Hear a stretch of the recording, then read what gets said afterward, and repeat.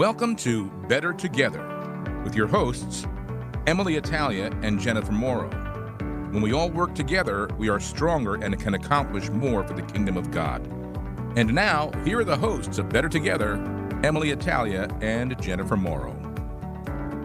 Welcome back, everybody. Nice to be back again with Jen Morrow, and I'm Emily Italia. Hi, good morning. It's morning now. I know when we're recording this, but it won't be morning. It'll be morning when it airs the first time. The first time. But everybody else, when you're driving home at rush hour, good afternoon. That's right. How are you? Oh, boy. Good. I think we might see some sun later today. So Yeah, I think that'll be good. So. I will admit, I woke up this morning late, which never, well, it always happens. I'm lying. And then I thought, that's okay. I'll just put my hair in a ponytail and hit the road. And then I thought, oh my goodness, this is on YouTube too. That's right. Get now your act together, Morrow. Get your act together. And then I still made it here half an hour early. So do not tell my conscious brain that this drive is shorter than I think it is, or I will be late. That's right. And it's interesting how traffic affects things different days. And I think this might be the teachers' Oh, right. thing in New Jersey. No wonder I got here so early. Okay. There you go. Tell my conscious brain right now not to leave late. Give then. yourself another 10 minutes. Yes. So how are you? All right. Yeah. Boy, this year is flying by. Oh, too much. So we're deep in All Souls month, and I don't know if you had something specific going on for All Souls in your personal life or in your parish, but I was going to share something that I've been doing on my Facebook That's page. what I wanted to surprise you with, because I was like, if she no. doesn't want to talk about it, too bad, I'm going to say it. Oh, go ahead. You tell it. No, you tell. Okay, so I'm going to introduce it. I'll be like, what have you been doing for All Souls, All Saints this month? And then she's going to say it because it is blowing my mind, and a few of them have made me cry. So why don't you tell everybody what you've been working on? Well, this is not like a yay me moment. It's more of a, it just kind of occurred to me. You know how during the month of Thanksgiving, people like to post things saying how grateful they are for one thing or another. It's just a nice practice to, it's kind of a month of gratitude leading up to Thanksgiving. And when I was at the vigil for the All Saints Day Mass, I was just contemplating being grateful. And I was like, wonder if I could bring something in that relates to all the people who have passed on in my life that I value. I could do like a remembrance of someone who has died in my family or friend's circle every day of November. And I'm like, wow, can I get through the whole month? Or do I have enough? I might have to repeat a little on the back end, but so far, so good. I've had somebody new every day, which, and get to this stage in life. There have been a lot of people who have gone on before us.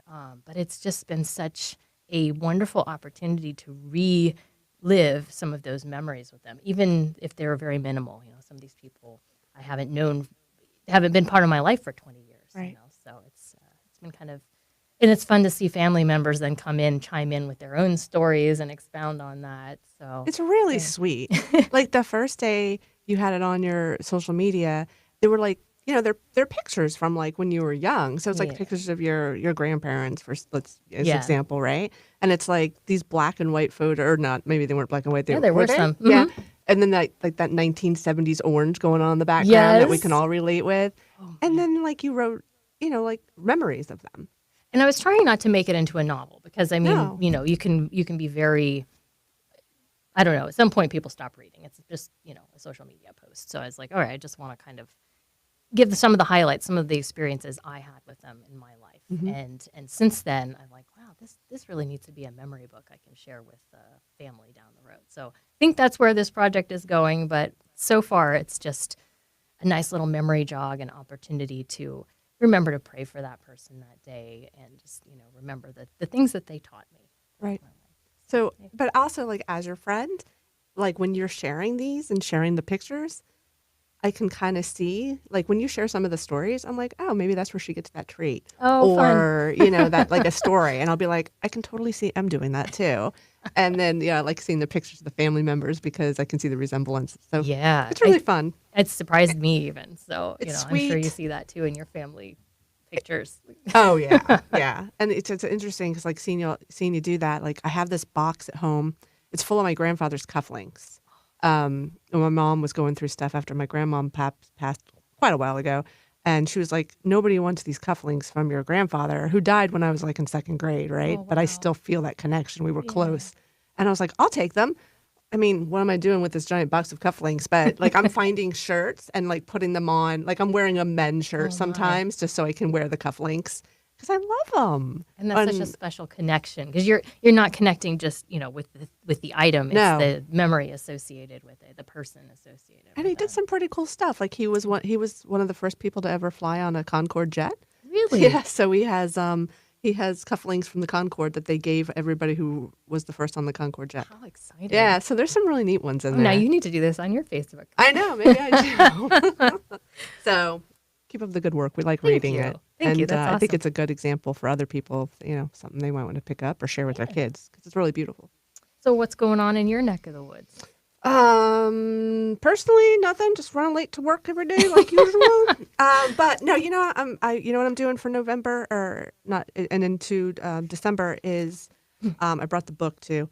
And I'm doing a consecration to Mary, and then the book is called 33 Days to Morning Glory, and then it ends on December 8th, the Immaculate Conception. And that's by Father Michael Gately. Yes. And you're going to laugh. He was in one of my classes at Franciscan University. No way. Yes. He was one of the young men who was discerning the priesthood at the time. Of course, he's very good looking. So all the girls were like, oh, there goes another one. But he was a fantastic young man, so humble. And I know he's done some amazing publications. So yeah, I was just, we're busy. Everybody's busy. And I was like, I want to slow down. And not just because it's Advent. I just want to slow down. Or not, it's not Advent yet, but leading up to Advent. Smart. And so Father Jason Rocks, who's the diocesan chancellor in Camden, Diocese of Camden, he's also the pastor of Holy Eucharist in Cherry Hill, and he's leading this. And so I decided to sit, to do it. And I thought, well, what's the difference between this and like a regular retreat or something, But Right. it's heavy stuff. It's a consecration, even though the reading is like one page a day, but it's not easy to wrap your mind around, and I'm glad about that. It's not meant to be.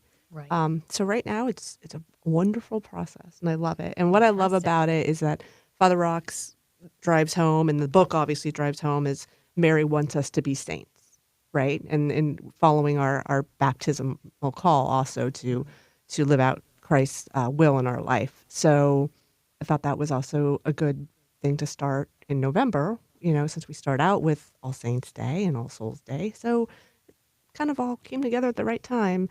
Fantastic. I'd say a coincidence, but we all know that's not true. No, never is. Yeah. So Excellent. But, I'm going to have to dig out my copy and go back and do that. yeah, I love it. I really love it. So, but we will be talking about All Saints and All Souls today because it's November and the month of remembrance, so to speak.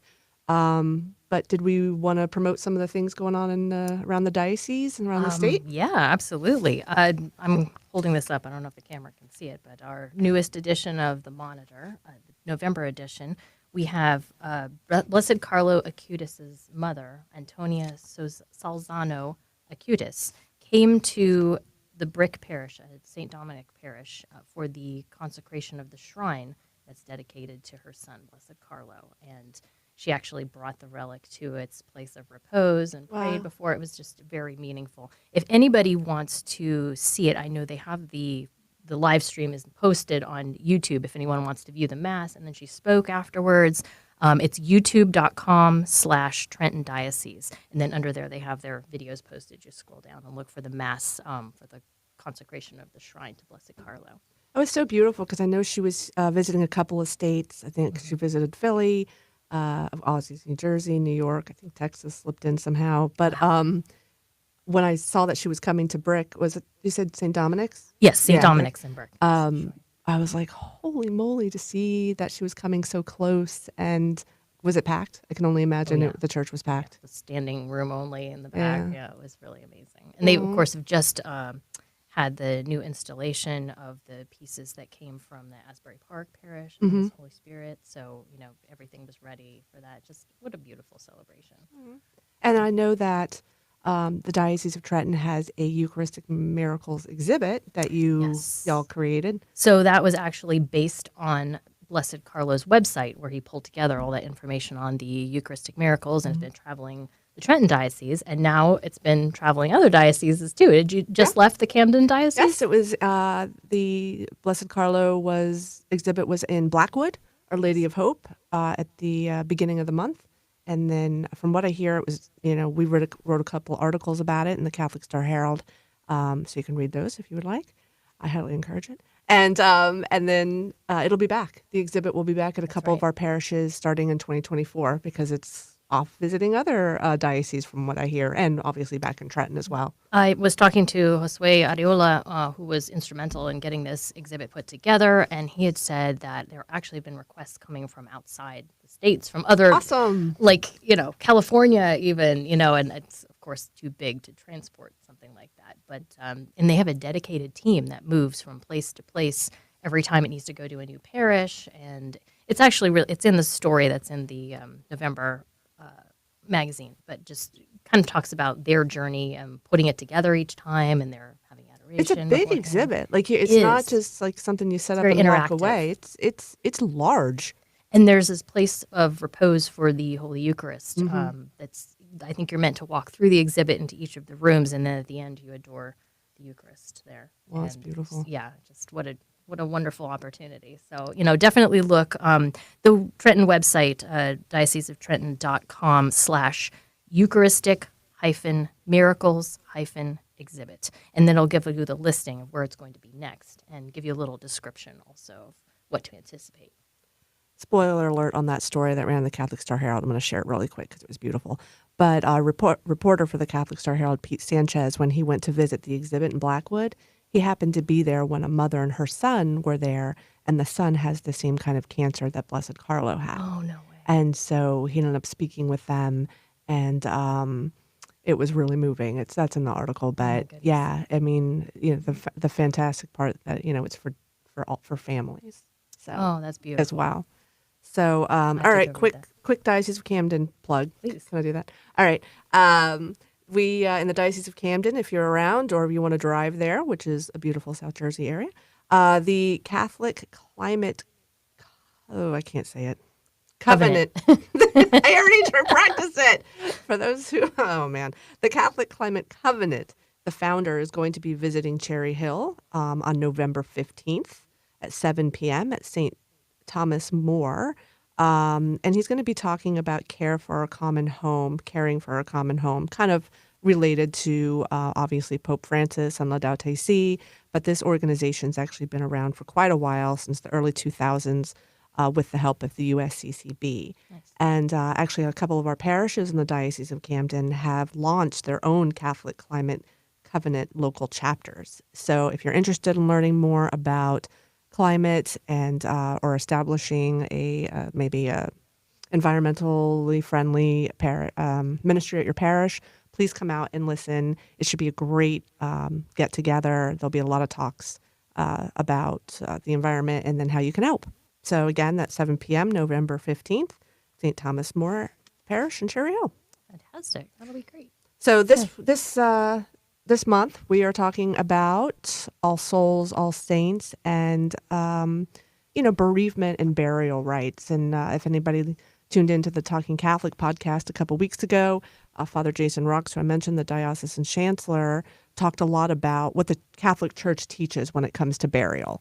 So, we thought that we would also talk about, we go a different route, obviously. We'll be talking about bereavement ministries and maybe some pre-planning. Right? Right, and just giving people some idea of what to anticipate. So, often you're coming to a funeral with, in some sort of state of shock or surprise and not really sure what the process looks like. So this is an opportunity to hear from people who work in that ministry regularly, how they meet with the families, how they counsel them, and what to anticipate in a Catholic funeral liturgy. Right. So everybody just hang on for a sec, and we'll be back with our first guest.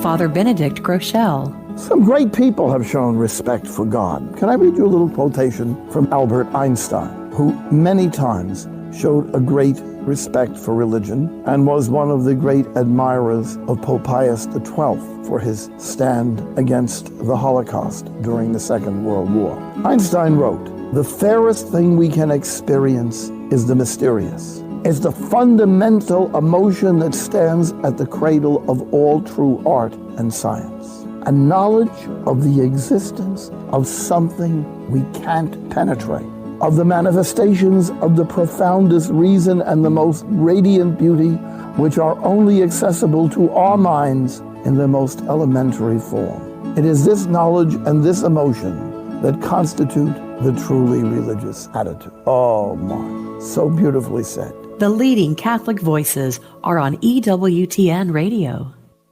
Too often Christians walk through life as if their circumstances had the final word, as if a bad doctor report, IRS audit, or mean boss were all powerful.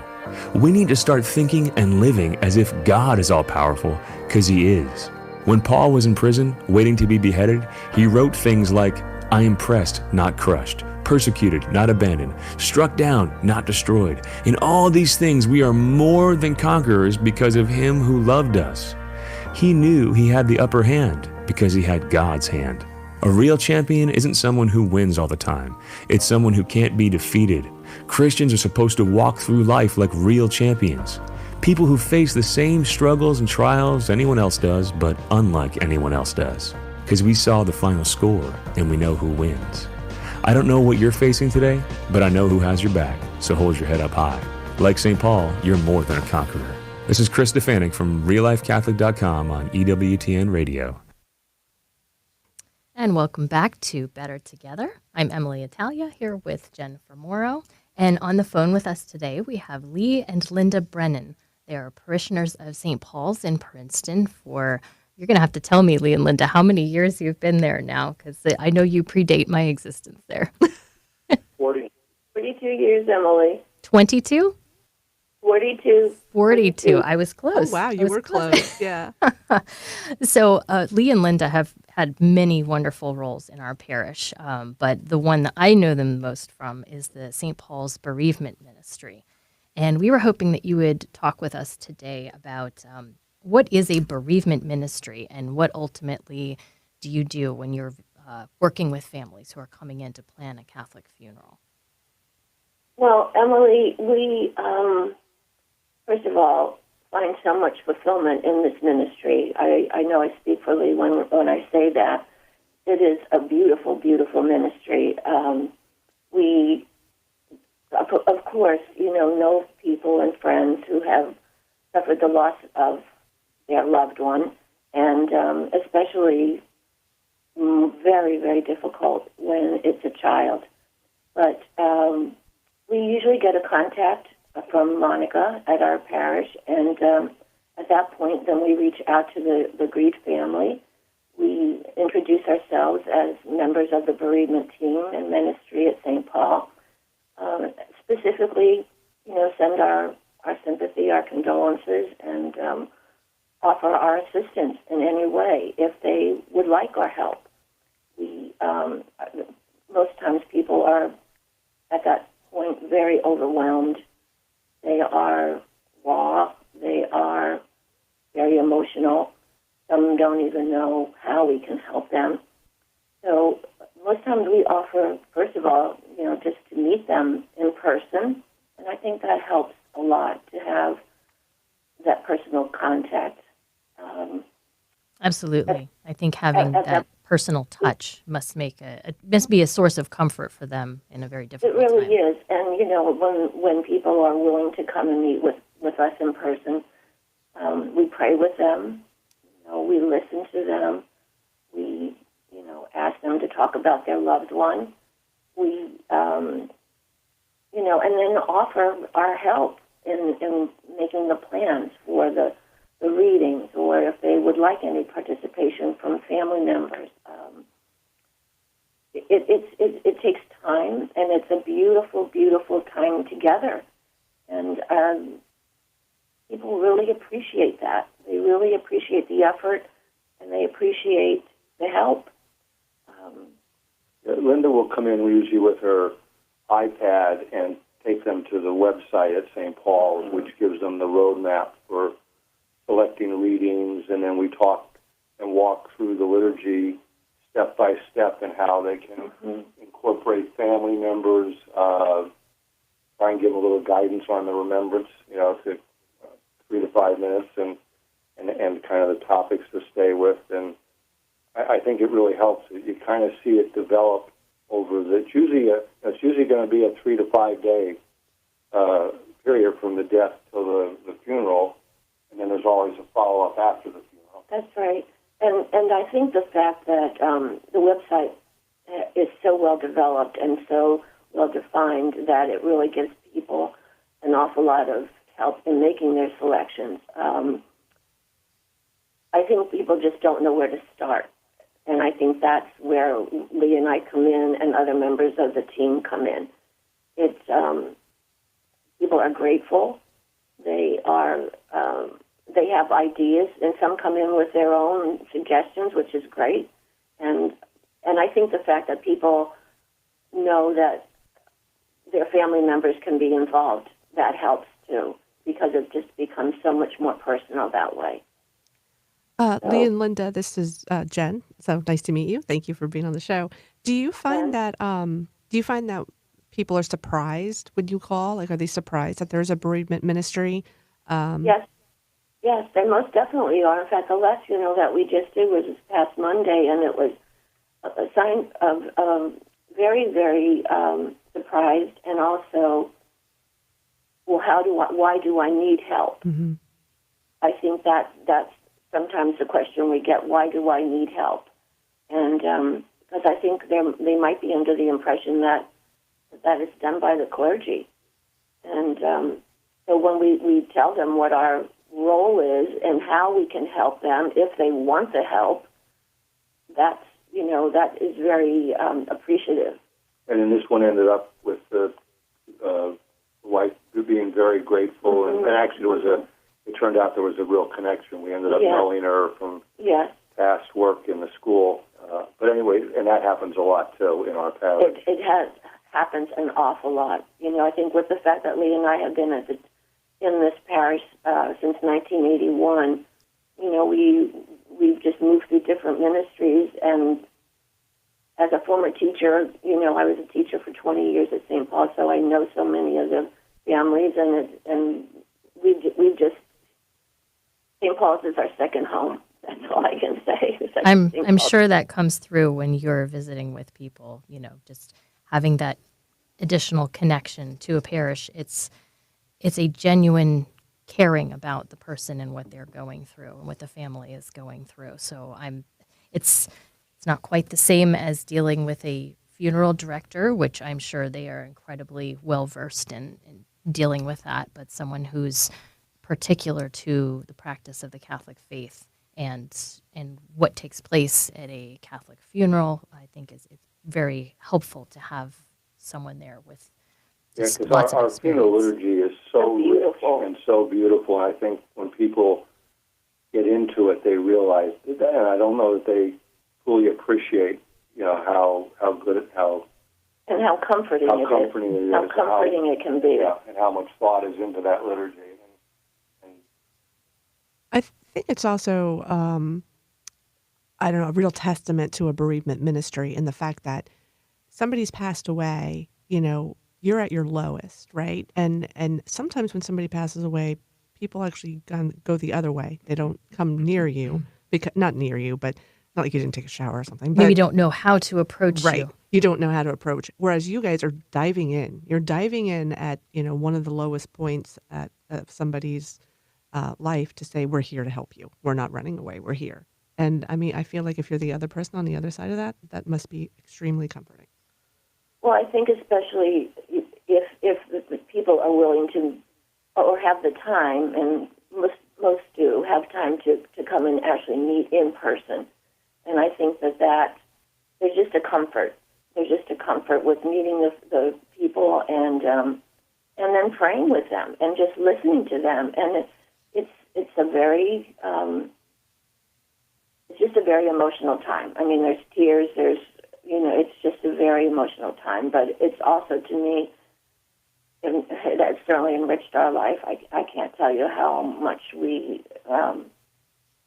fulfillment of walking with people during this time, as you say. My father died in 1983, and I really feel that we just didn't. I was only 35 years old at that point, but I felt that we were not involved at all.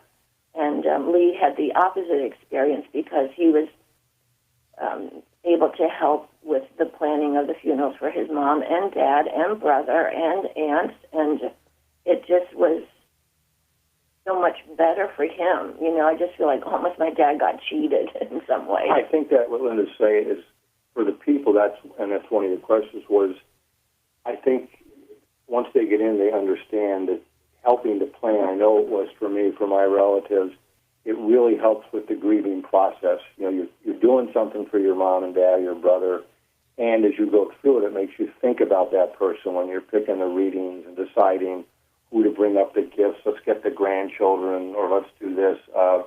It's a whole process that I think is very helpful in that week. And then I know there's several people who then, after the funeral, stayed in contact with Linda, meeting them for lunch and for the next year or so, as they, until they were able to move on. But they kept in contact, and they'd call and they'd meet, and because they got comfort.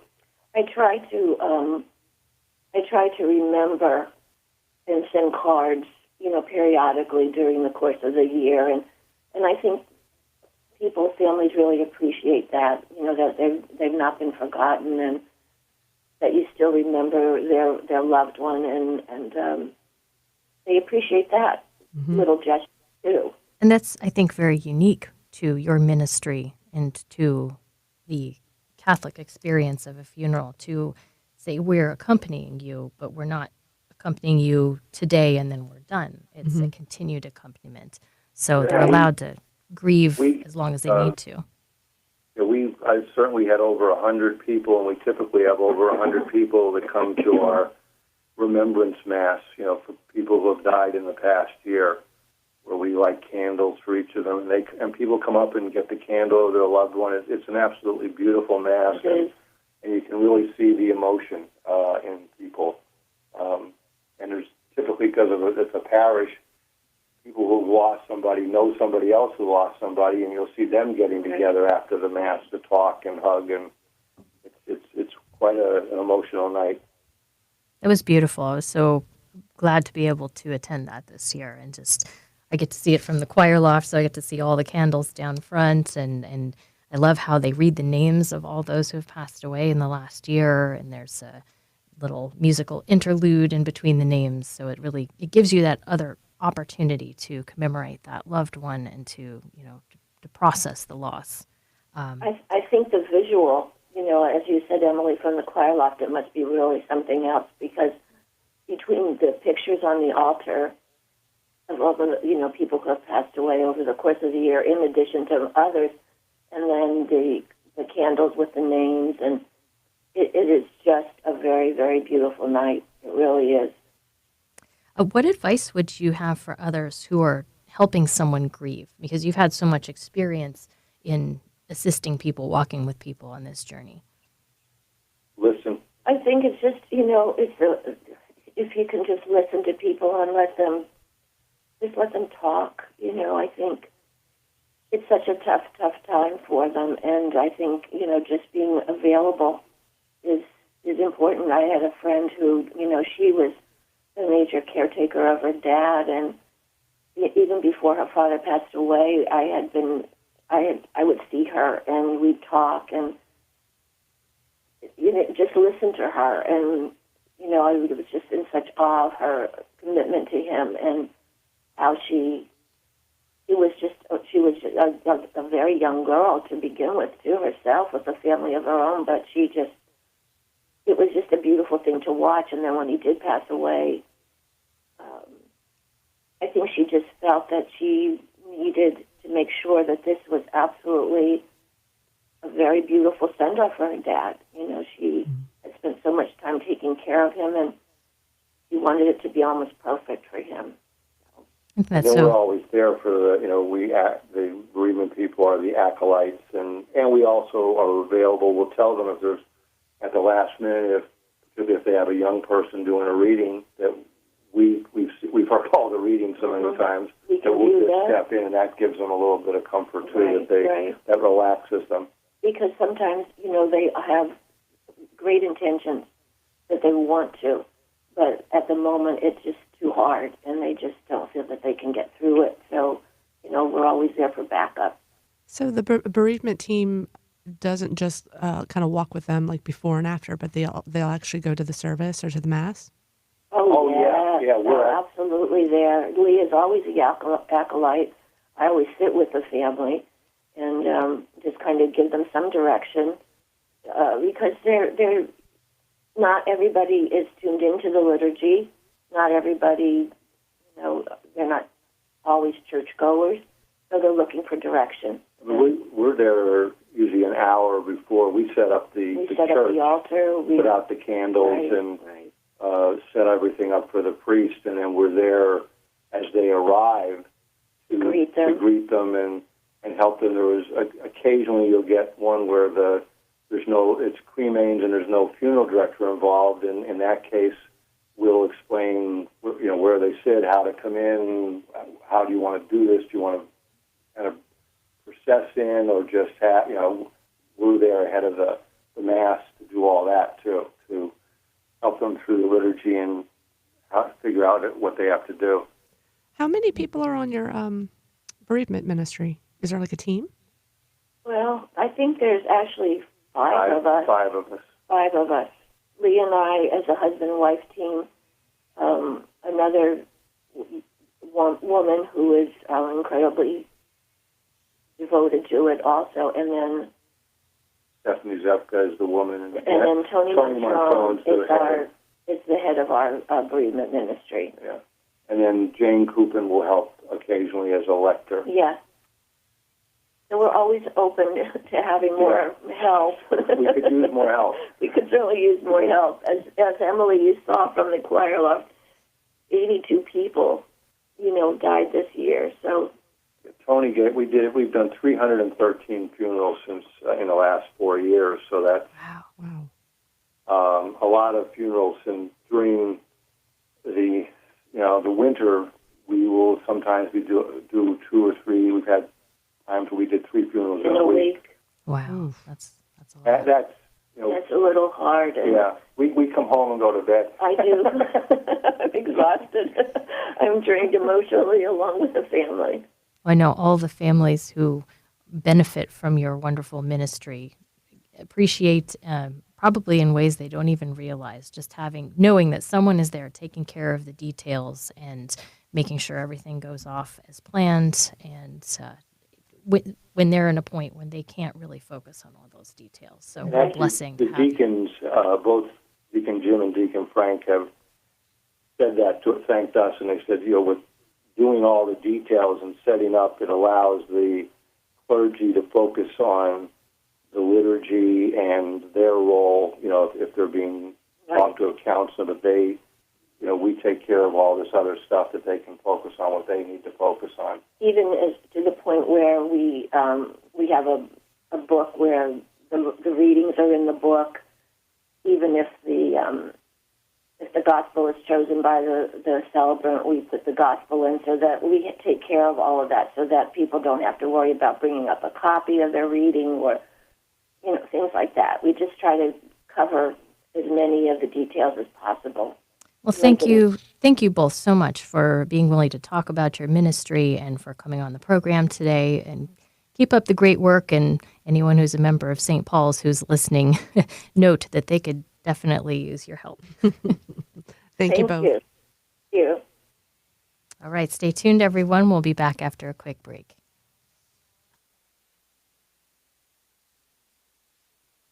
It started like it does for many people, question my faith and question authority. And I feel that the reason why I left was the draw of the world. The world was pulling me away. Some people would say, Satan was working on me. He did not want me in church.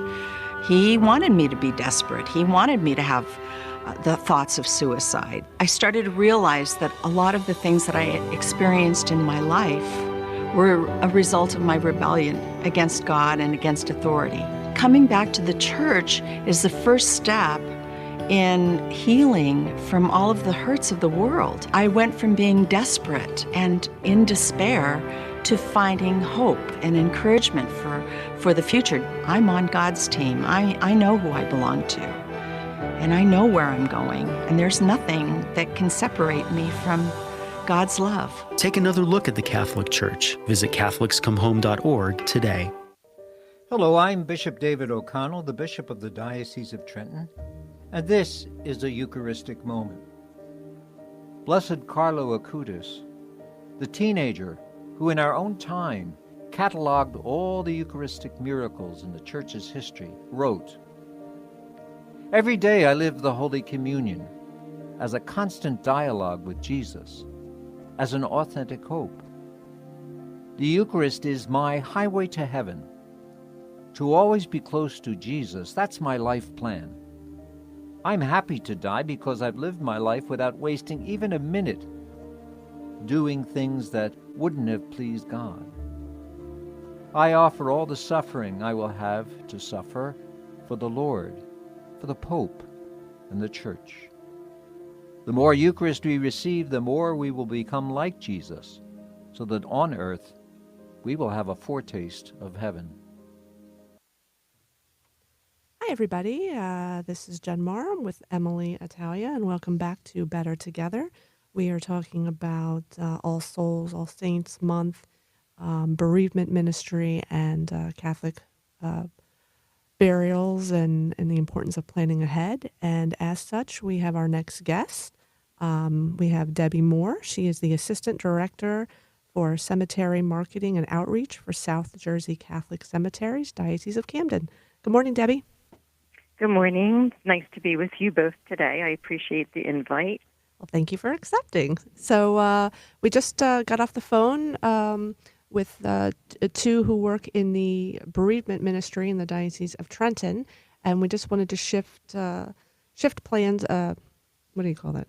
A reroute. Thank you. Emily's my words. Gears. Thank you. Yes, gears. Thank you. Like the car. Yes, people, I am a writer who has no words. We wanted to shift gears a little, Debbie, and maybe explain a little bit about what South Jersey Catholic Cemeteries does, or any diocesan cemeteries office, how they accompany those who have lost a loved one. Okay, great. So I guess you could look at it from two perspectives. One is an at-need. Of course, we help to bury the dead. And then there's the pre-need part of it as well, which is to help people to think about where they'd like to be buried and how they would like to be buried, so that they could plan ahead.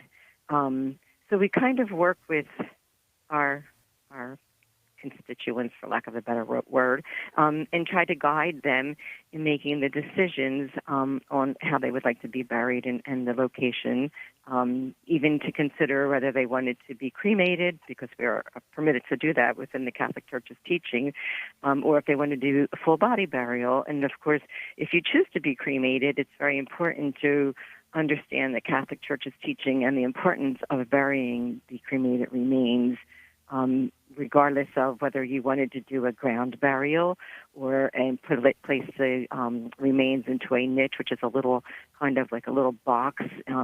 We have columbariums, which are for a community that have many drawers, so to speak, or you could do a private little cabinet where it would just be for your family, and then there's same idea with a little box or drawer that you would place the urn in, or the actual box that they come in is fine as well. It doesn't have to, your remains don't have to be in an urn. So I think we help them and we guide them on making the decisions, and we try to educate them on the importance of burying the loved ones. And I think it's important to notice, since we're I have no words today. I've only had one cup of coffee. I think it's important to note that when you're talking about cremation, one thing that the Catholic Church teaches is that it should be in a final place of repose, not to take an urn home and put it in a living room. Is that correct? Absolutely. And the reason for that is clearly, the person has done the works of Jesus, of the Holy Spirit. They've taken the Eucharist, so they've lived a Christian life. And so you would want to place that individual in a sacred place to await the resurrection, await eternal life. So it's important to place them in a cemetery that's been blessed. Doesn't have to be a Catholic cemetery. It could be non-denominational, but it needs to be blessed. So yes, it's very important. But also, sometimes people don't. Many times, because cremation is kind of new, so to speak, they don't realize that they need to do that. And so what happens is they hold on to their loved one, and then they pass away, and then somebody finds them, and they don't know what to do. They didn't know that they were supposed to be buried. So I've actually had an experience where twice a realtor, 2 different times, called and said, we found cremated remains in the house that we're selling. What do we do with them? So you don't want to be kind of like left behind or tossed in the trash. You wouldn't do that with a full body. You wouldn't cut somebody's finger off and take them and put them in a lock and then wear it around your neck. So it's the treatment of the body is very important when living a Christian life. You want to treat the body with reverence and respect, regardless of whether you've chosen cremation or a full body.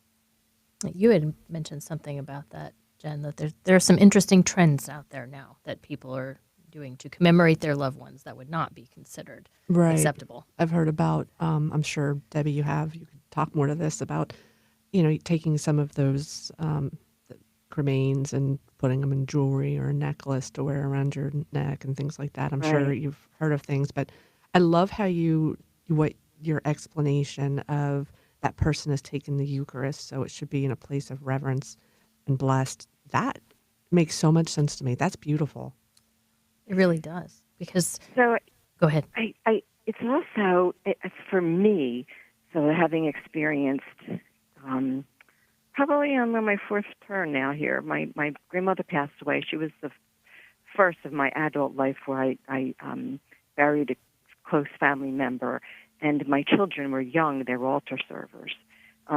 So she was the first to pass, and within a period of 4 years, I buried her, my mother, and my sister. Oh my gosh! So it was very, and just in that order, and it was tough to do all of that. My grandmother was 93, so it wasn't a shock to us, but it was still very hard for all of us, and we were a close-knit family. What was very comforting for me, and as I look now back with my dad who just passed in September, I realized what I had done back then was to kind of build a bridge for my children and evangelize them, although that was not my intention, because my girls, not that it was not my intention, but it was just not, that wasn't my object of doing that right there. So my girls were altar servers, and my nephew and my niece were altar servers. So when my grandmother passed, and then my mother and my sister, they all participated in the funeral mass. And for me, that was very healing and helpful. So it kind of, I don't know, you practice your faith. We were practicing our faith. And although it was sad, it was also, I don't know, beautiful in a way, because we were all there at the funeral mass and they all participated. And my sister and I and my father participated with placing the pall, the Bible, the crucifix. So for me, it helped us. Sometimes when people choose cremation, they don't realize the significance, the importance of doing the whole funeral service from the vigil to the funeral mass, and of course, finally with the committal at the cemetery. And actually, you made a good point there. I think it's often overlooked now that the option for cremation is available, that actually having the traditional funeral with the body present in the casket is actually the preferred mode of Catholic funeral, that the Church encourages people to go ahead and continue using. Maybe because that process and that closure is so important. Maybe that's part of the reason. But it prefers, I just grabbed this from the USCCB website, that the Church prefers and urges that the body of the deceased be present for the funeral rites, since the presence of the human body better expresses the values which the Church affirms in those rites. Yes, absolutely. That is correct. Now, you were talking about planning ahead of time. So, I mean, what a gift to be able to give your family to indicate your wishes before there is a need to start planning the actual funeral. What are some of the things that you can plan ahead of time? And I'm thinking of, not only the funeral itself, but also maybe having masses said for the deceased, having them said for yourself in perpetuity. Actually, funny you should say that. My grandmother, the one who passed in her 90s, she actually had asked me. She was a firm believer in having masses said. So when my grandfather passed away, she lived 30 years after he died. She was always having masses said for him. Mm-hmm. So she said to me, "I'm giving you money here in an envelope. When I die, you have to go have masses said for me." And I'm like, "You don't have to give me money to do that." "No, I want to do that." So, that's actually, and so in a way, she was, I guess, ahead of her time because she thought of that. I want to make sure that there's masses being said. So, pre-planning, of course, you can select if you want to be cremated or do a full body. We would help with that, determining how you feel, what you would want to do, and then we have many options for both. Whether you want to do, a crypt for full body or go on the ground, so we would guide you on choices that are available for both. And we could even cover and talk about the whole funeral service of, do you want a vigil, or do you, some people do the vigil the morning of. I prefer the night before still. And then we would show you, you could then go ahead and plan. Some people can even plan out what readings they want, what music they want during their funeral mass. If they want someone particular to say their eulogy, we're in fact putting together, and many dioceses already have these in funeral homes. We've used a planning guide from the Catholic Cemeteries Committee, but we're now creating our own, and it's going to be right at the end of the year. It's a planning guide for a Catholic funeral. And inside of it lists everything from planning to how you want your funeral to be, and then it also gives detailed information on things like your finances, where they can find your bank account information, your life insurance policy, so all your finance information, and it makes it easier so that when someone passes, all they have to do is pick up this document, and most of the information that they need to know to execute everything after you've passed would be in that. So that's interesting. It sounds almost like an advanced directive, but for the deceased. Right. So I was planning for my funeral. It would list everything in there, and I would even, if I had someone in particular that I wanted them to follow what I have, I could list them. I want this person to be in charge of my funeral, and that doesn't have to be the person who's the executor or the executress. It could be somebody different. And having worked in the cemeteries department, you'd be surprised at how many people don't maybe follow what their loved one, what wishes may have been. So you would want to choose somebody that would follow what you have written and what your desires would be, because not always do we have that. And I was surprised at that, how sometimes people just, I think cremation is part of the reason on that too. That surprises me too. It makes me sad that would happen. I wanted to touch base real quick on something that you had mentioned when you were talking about, the blessings and when you pass away. What if you're, like, say, tomorrow, when this airs, November 11th will be Veterans Day. What if you are a veteran and you want to be buried in a veteran cemetery with, your loved one? Are you allowed to be buried outside of a Catholic cemetery if you're Catholic?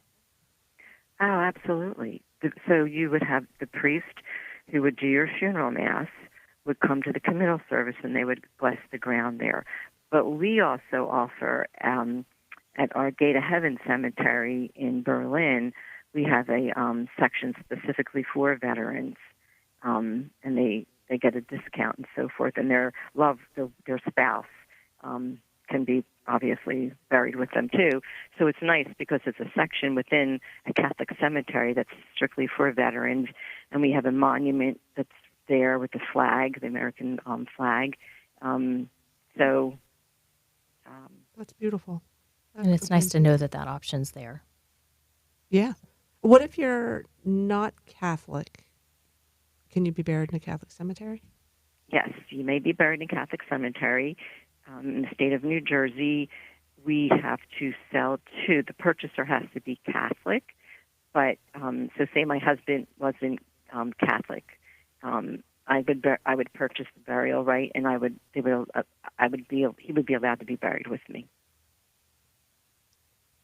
That's good. Not a lot of people know that. I didn't know that before I started working here in the cemeteries department. And my husband wasn't Catholic; he was Protestant, but he actually went through RCIA later in our marriage, so now he is Catholic.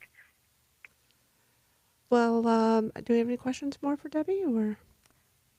Is there anything in particular you wish the people would know about planning ahead that would be helpful going into this, so that they kind of be clear-headed about what it is that they want?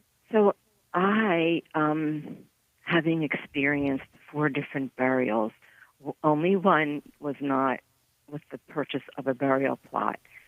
So I think when you do decide where it is that you want to be buried and what you want, I think it's important to put it down on paper and to execute that part of it, because for me, that whole week, and so for us, it was like a 5-day event from the time that the person passed to meeting with the funeral home. So there's a lot for my family that we did. We do the whole vigil, we do the funeral, we do the committal, but we also get together and pull pictures together and we make collages, we make a video. So for us, it's a celebration of life. Although we're sad that the person has passed on, we come together and feel some happiness being together and remembering what memories we had with our loved one. So taking the step to pre-plan so that your people know at that time what it is that you want makes it a little easier at the time of need. Awesome. Well, thank you, Debbie. I appreciate that. I think that's really good advice. We got to talk about these things before it happens. That's right. Thank you for being on our program today. We really appreciate your insight. Thank you. Thank you. Bye-bye. Bye-bye. I was going to, she said something about planning eulogies, and I just wanted to put a little capstone on that. I found an article, this is, I think, from Catholic News Agency. We had a Monsignor Francis Mannion wrote an article talking about planning a funeral, and he mentioned that although the funeral planning meeting is no place to argue liturgical principles or lay down the law and outright refuse reasonable requests, a lot of people want to do a eulogy at the funeral, whether it's after the communion and before the end of Mass. That's really not allowed in the Catholic rite, but we have allowed it, I think, just trying to be sensitive to the needs of the bereaved. But just so that people know, it's actually not part of the Catholic rite of funerals. The eulogy is supposed to take place in a more social setting, possibly the vigil the night before, or maybe at the repast after the burial. Mm-hmm. Did you want to say anything about that, Jen? Had you heard that as well? I've heard that, and I'm glad you brought it up. I've heard priests talk about that, is that, the Mass is the Mass, and then you remember the person, like you said, the night at the vigil or at the gravesite. It's our music already. I How'd know. that happen? I have so much more to talk about.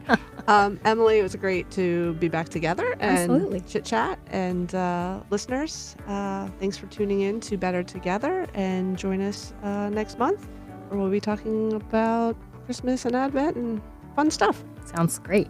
Have a blessed month.